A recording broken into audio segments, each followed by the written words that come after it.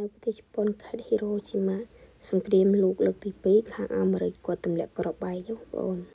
នុយក្លេអ៊ែរបងប្អូននៅថ្ងៃទី6ខែសីហា1945បងប្អូន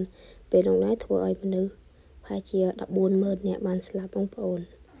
ហើយនេះដែរគឺជាសំណង់សេសសល់កាលពីជំនាន់សង្គ្រាមហ្នឹងបងប្អូនហើយមានជនជាតិបរទេសច្រើនដែលគាត់ទៅទស្សនាមើលអញ្ចឹងណាបងប្អូន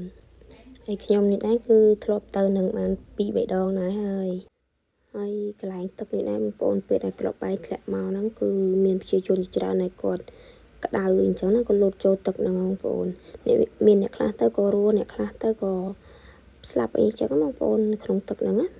ហើយកន្លែងនេះដែរបងប្អូនគឺជាកន្លែងគោរពវិញ្ញាណក្ខន្ធអ្នកដែលបានស្លាប់ក្នុងហេតុការណ៍ហ្នឹងអញ្ចឹងណាបងប្អូនហើយបើយើងចង់ដឹងច្បាស់ឬក៏ចង់ឃើញរូបភាពអញ្ចឹងទៅយើងចូលទៅមើលក្នុងសារមន្ទីរគេបងប្អូនគេមានសារមន្ទីរ